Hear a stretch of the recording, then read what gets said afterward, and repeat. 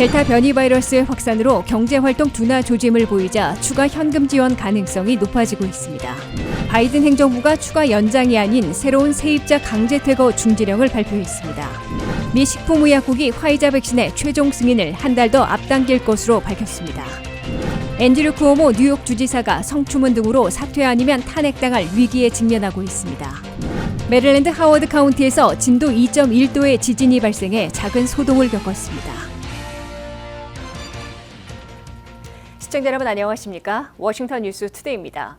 미국에서 델타 변이 바이러스가 새 감염의 93%나 차지하며 환자들이 급증함에 따라 경제 활동을 다시 위축시키고 있어 추가 현금 지원 등 긴급 처방을 내릴 가능성이 높아지고 있습니다.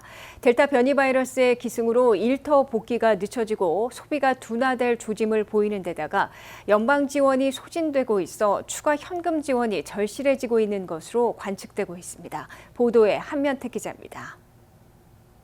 미국이 델타 변이의 기습으로 4차 재확산 위기에 직면하며 코로나 탈출이 지연되고 경제 반등에도 제동이 걸리는 동시에 미국민 서민들의 생활고를 깊어지게 만들고 있는 반면에 추가 현금 지원 가능성은 높아지고 있습니다. 미국에서는 이제 델타 변이 바이러스가 새 감염에서 93%나 차지하고 있어 거의 전부를 점유하고 있습니다. CDC는 7월 20일에는 83%였으나 7월 31일에는 93%로 열흘 만에 10포인트나 급증했다고 밝혔습니다. 미국의 하루 새 감염자들은 2월 1일 6개월여 만에 10만 명대를 넘어섰고 7일 평균으로도 3일 현재 9만 2천 명을 넘어 보름 만에 140% 급증했습니다. 중증 발병 입원 환자들도 7일 평균으로 5만 명을 넘어 보름 만에 92% 증가했고 사망자는 371명으로 50% 늘어났습니다. 4차 재확산마저 우려되면서 공직사회, 민간기업, 비즈니스 업체 등의 마스크 쓰기, 백신 접종 요구 등 제한 조치들이 재부과되고 있습니다. 일상을 되찾다가 멈추거나 뒤로 후퇴하고 대기업들의 오피스 복귀는 적어도 10월로 미뤄지고 있습니다. 이는 경제활동을 다시 위축시키고 있어 미국 경제 급반등에도 제동이 걸릴 조짐을 보이고 있습니다. 민간업체들의 7월 고용이 33만 명으로 경제분석가들의 예상치 65만 3천 명에 비해 절반에 그친 것으로 나타나며 고용둔화, 소비냉각, 경제 반등 제동으로 악순환될 우려가 높아지고 있습니다. 이런 가운데 7월 31일자로 만료됐던 연방 차원의 강제퇴거 중지령이 새로운 60일짜리로 대체돼 10월 3일까지 렌트비를 못 내고 있는 740만 가구가 살던 집에서 쫓겨나는 최악의 사태는 피하게 됐으나 고작 2달간 시간만 버는 것이어서 서민들의 주거 불안을 해소해주지는 못하고 있습니다. 이보다 앞서 노동절인 9월 6일에는 일주일에 $300씩 추가 지급해온 연방 실업수당이 끝나게 됩니다. 미국민들의 3명당 1명은 정부 지원이 바닥나고 있어 렌트비와 유틸리티, 신용카드 등 월 페이먼트 내기 어려운 상황을 겪고 있다고 토로하고 추가 현금 지원이 절실하다고 호소하고 있습니다. 코로나 감염과 코로나 경제가 8월에 더 악화될 것으로 우려되고 있어 워싱턴 정치권에서는 이란 오마르 하원 의원 등 진보파 민주당 의원들이 18세 이상 성인 $1,200, 미성년 자녀 $600씩 매달 지급하자는 서포트 법안을 제안한 것을 시작으로 본격 나서고 있는 것으로 해석됩니다. 조 바이든 대통령과 낸시 펠로시 하원의장, 척 슈머 상원 대표 등 민주당 최고 지도부는 자당 상하원 의원 80명 이상이 촉구해온 추가 현금 지원을 8월 중 늦어도 9월 초까지는 채택하게 될 것으로 예상되고 있습니다. WKTV 뉴스 안면택입니다. 바이든 행정부가 10월 3일까지 60일간 렌트비를 못 내는 세입자 강제 퇴거를 금지시키는 새로운 연방 차원의 중지령을 전격 발동했습니다.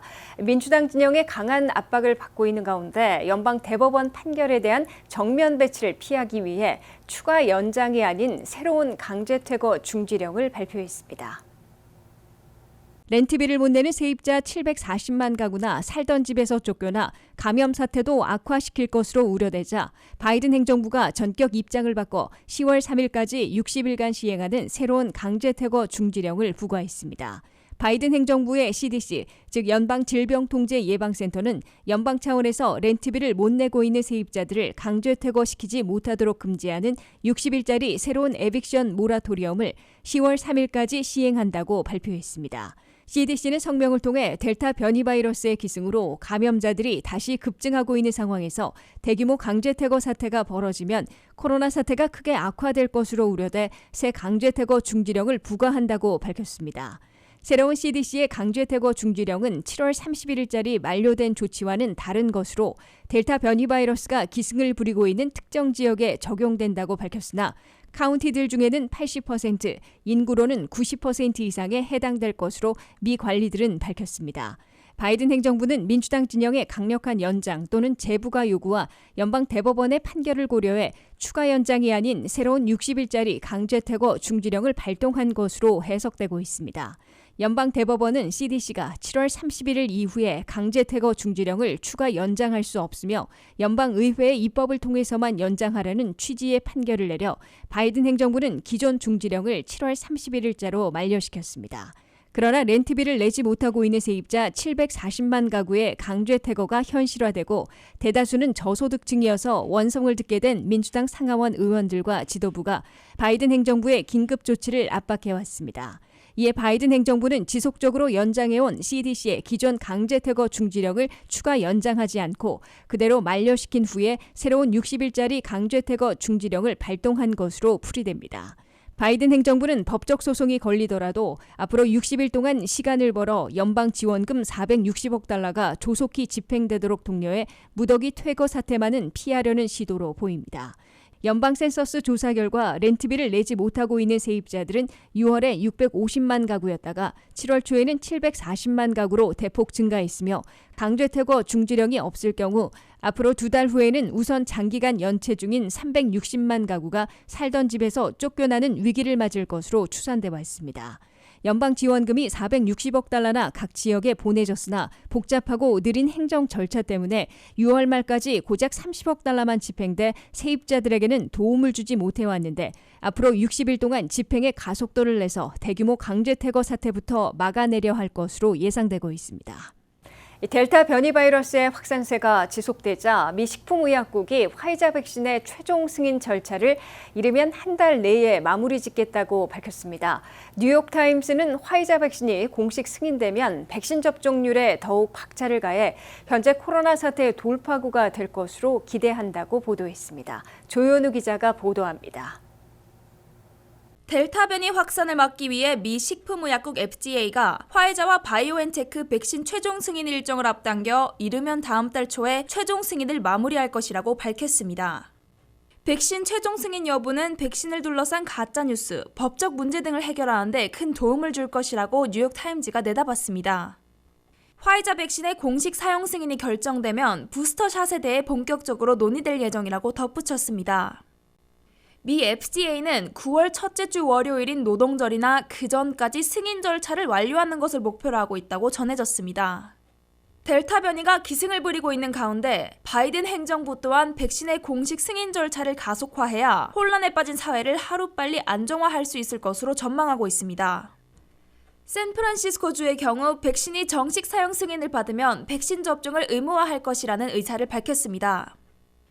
공공기관을 비롯해 다수의 의료기관과 대학에서도 백신 접종을 의무화할 예정입니다. 미국의 보건정책연구기관인 카이저 패밀리 파운데이션의 조사에 따르면 아직 백신을 접종하지 않은 미국인 10명 중 무려 3명이 백신 최종 사용 승인이 결정되면 접종 의향이 있다고 밝혔습니다. 미국에서는 하루 평균 8만 6천 명의 코로나 신규 확진자가 발생하고 있고 이는 2주 전에 비해 142%나 증가한 수치입니다. FDA 최종 승인 여부가 코로나와의 전쟁에 강력한 무기가 될지 주목되고 있습니다. 한편 모더나 백신은 2달 전 6월에 최종 승인을 신청했지만 아직 자료 제출이 진행 중이며 존슨앤존슨의 얀센 백신은 올 하반기에 승인 신청서를 제출할 예정입니다. WKTV 뉴스 조현우입니다. 앤드류 쿠오모 뉴욕 주지사가 11명의 여성들을 성희롱한 성추문 등으로 사퇴 아니면 탄핵당할 위기에 직면하고 있습니다. 쿠오모 주지사는 혐의를 전면 부인하며 맞서 싸우겠다는 입장을 밝혔는데요. 하지만 같은 민주당의 조 바이든 대통령부터 사퇴를 요구하고 있고 민주당이 장악하고 있는 뉴욕주 의회에선 탄핵 절차에 착수했습니다. 안혜린 기자의 보도입니다. 미국에서 세 번째 큰 뉴욕주를 이끌어온 앤드류 쿠오모 뉴욕 주지사가 40년 정치 인생을 불명예스럽게 끝낼 위기에 빠졌습니다. 앤드류 쿠오모 뉴욕 주지사는 주로 주 공무원들인 11명들의 여성들을 성적인 농담부터 가벼운 포옹, 키스 등으로 성희롱해왔다는 뉴욕주 검찰총장의 조사 결과가 발표됐기 때문입니다. 레티샤 제임스 뉴욕주 법무장관 겸 검찰총장은 165쪽으로 된 조사 결과 보고서를 발표하며 쿠오모 주지사는 주로 주 공무원들인 최소한 11명의 여성들에게 성적인 질문과 가벼운 포옹, 키스 시도에 이르기까지 불편한 접촉을 해왔으며 이를 공개한 피해자에게는 보복까지 해서 주법을 어겼다고 밝혔습니다. 주 검찰의 조사 보고서에는 팬데믹이 한창일 때 쿠오모 주지사는 주내 널싱홈에서의 코로나 사망자 숫자를 절반으로 축소, 은폐한 것으로 확인됐다고 지적했습니다. 뉴욕주 검찰총장의 발표가 나오자마자 같은 민주당 진영에서 쿠오모 주지사는 사임해야 한다는 사퇴 요구가 본물처럼 터져나오고 있습니다. 오랜 기간 동지였을 조 바이든 대통령부터 쿠오모 주지사는 사임해야 한다고 공개 촉구했습니다. 뉴욕주 상하원을 동시 장악하고 있는 민주당은 쿠오모 주지사 탄핵 절차에 착수했습니다. 민주당은 주 하원 법사위원회에서 탄핵 조사에 들어갔는데 대략 30일 정도 소요될 것으로 예상되고 있습니다.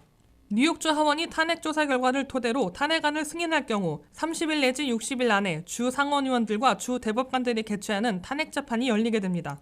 뉴욕주 하원은 150석 중에서 민주당 107석, 공화당 43석인데 쿠오모 주지사에 대한 탄핵안은 가결될 것으로 기정사실화되고 있습니다. 탄핵을 최종 결정하는 뉴욕주 상원은 63석 가운데 민주당 43석, 공화당 20석으로 3분의 2인 43명의 지지가 있으면 탄핵이 확정되는데 현재 양당 상원의원 50명 이상이 탄핵에 찬성하고 있는 것으로 뉴욕타임즈는 전하고 있습니다. 한때 민주당 진영의 유력한 대통령 후보로도 꼽혔던 앤드류 쿠오모 뉴욕 주지사가 탄핵된다면 뉴욕에선 1913년 이래 108년 만에 처음 탄핵되는 오명을 남기게 됩니다. WKTV 뉴스 안혜린입니다. 한인타운이 있는 메릴랜드 하워드 카운티에서 한밤중에 진도 2.1도의 지진이 발생해 잠 못 이루는 새벽 시간을 보내야 하는 등 작은 소동을 겪었습니다. 진앙지가 클락스빌로 나타난 이번 지진은 비록 천둥 번개 치는 수준의 약한 것이었으나 넓은 지역에서 느낄 수 있어 놀라서 잠 깬 주민들의 500건이 넘는 신고가 접수됐습니다. 김지수 기자가 보도합니다. 메릴랜드 주민들이 새벽 2시에 밤잠을 설치는 때 아닌 지진 소동을 겪었습니다. 한인들도 많이 몰려 사는 메릴랜드 하워드 카운티에서 오늘 새벽 2시 11분 진도 2.1도의 지진이 발생했습니다. 진앙지는 클락스빌이었으며 지하 1.8마일 깊은 곳에서 발생한 것으로 미국 지질연구소가 발표했습니다. 비록 약한 진도의 지진이었으나 매우 넓은 지역에서 느낄 수 있었던 것으로 나타났습니다. 새벽 시간에 잠을 깬 메릴랜드 주민들은 언론 인터뷰에서 천둥 번개가 치고 큰 장비가 도로에서 굴러가는 듯한 소리와 흔들림이 3, 4초간 지속됐다고 밝혔습니다. 이번 지진은 클락스빌이 있는 하워드 카운티는 물론 이웃인 몽고메리 카운티, 워싱턴 DC, 프린스 조지 카운티, 캐롤 카운티, 애나폴리스까지 비교적 광범위한 지역으로 파장이 퍼졌습니다. 진앙지인 클락스빌에서 북서쪽으로 30마일 떨어진 프레드릭, 남동쪽으로 25마일 떨어진 애나폴리스에서도 지진파를 느꼈던 것으로 밝혀졌습니다. 미 지질연구소 메릴랜드 지부는 이번 클락스빌 지진은 동부 지역에서 흔히 볼 수 있는 낮은 진도의 약한 지진의 하나였으며 어떠한 대규모 지진의 예진이나 여진을 예상하지는 않는다고 강조했습니다. 메릴랜드에서 1993년 이래 지금까지 이번과 같은 약한 지진들이 47번 기록됐다고 지질연구소는 밝혔습니다. 워싱턴 수도권 일원에서는 지난 2011년 버지니아 중서부 템플힐스에서 진도 5.8의 비교적 강진이 발생해 페어팩스 등 한인타운에서도 큰 흔들림을 겪은 바 있습니다. 미 지질연구소는 그러나 동부 지역의 지진은 서부와는 달리 진도에서는 상당히 약한 편이고 대신 넓은 지역으로 지진파가 퍼지는 특성이 있다고 밝히고 있습니다. 이 때문에 워싱턴 수도권 일원을 비롯한 미 동부 지역에서는 강진이 발생하지도 않고 있고 지진 공포도 상대적으로 매우 낮은 것으로 간주되고 있습니다. WKTV 뉴스 김지수입니다.